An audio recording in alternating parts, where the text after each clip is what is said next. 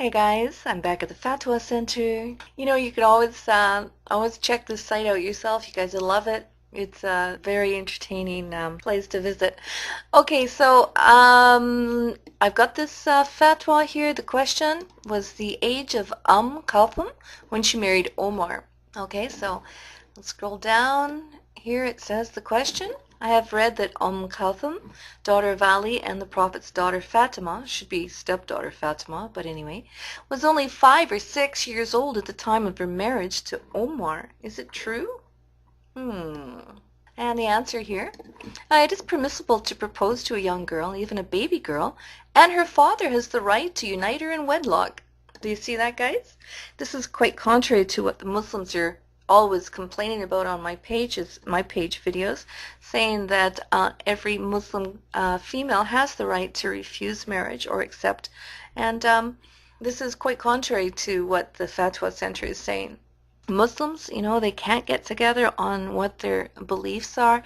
Instead, they just seem to be all over the board and say and do what they please outside of what their faith actually teaches. Nevertheless, this goes on here. The answer, it says, but her husband is not allowed to have sex with her until she is able. Okay? Not allowed to have sex with her until she's able.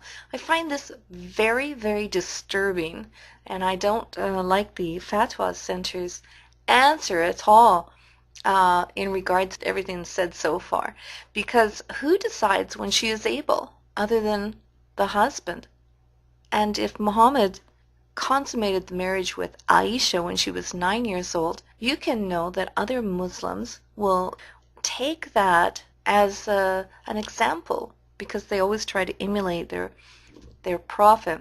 Now, we don't have a definite age of 9 years old, and because it's up to the husband to decide when she's able, this is very frightening because, you know, Muslims like to say that Muhammad, he held himself back. He was able to hold himself back.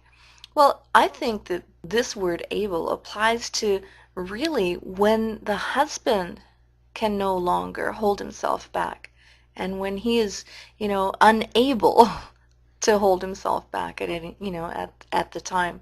You know, if he's got a young wife and he's, first of all, he's going to marry a child, he's got pedophilia tendencies.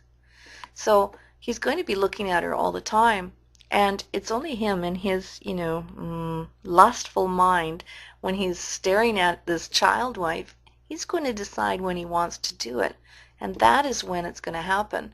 So when she's able is not really when she's able, it's only when he is unable to hold himself back anymore. Okay?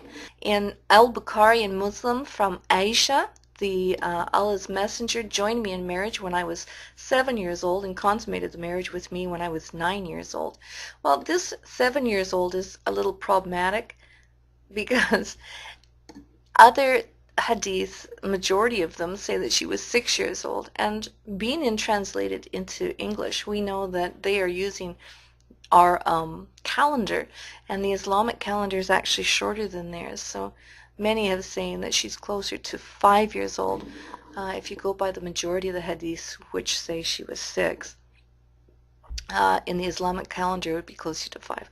Okay, so let's go on here. It says, according to the writers of biographies like Ibn Abdul Abbar,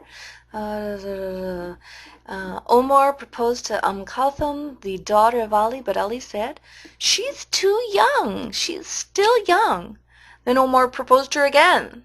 So Ali said, I'll send her to you, and if she accepts, then she's your wife. Then Ali sent her to Omar, who unveiled her leg. Why did this happen? You know, what the heck is Omar doing here, unveiling the child's leg? You know, he's stripped her. He's taken her clothes off. So what would his intention be? You know, man. Here, we go on and it says, and she said, stop this. If you were not the Emir of the Faithful, I would beat you. Okay? Stop this, Uncle Omar. Thus, Omar accepted her as his wife, and no narration states her exact age. Allah knows best. Oh, yes. I love that part. Okay, So, when I read this fatwa, I got, I got, very disturbed. I just felt that we have two moral problems here. One, Omar enclosed her, a child, with lustful intentions. And two, she was not even old enough to accept marriage, and she wasn't even asked if she wanted to marry. Checking out Omar, how many wives did he have? And what he did with his kids. Let's have a look here. Let's go to Omar here, Omar's family. Here we can read, the family tree of Omar. You can see his uncles, his cousin, who his father was, who his mother was. We can scroll down. His brothers and sisters, and then his first wife here. And then he had a son. Then he had a daughter. Look at this. Buried alive. And then he had two more sons.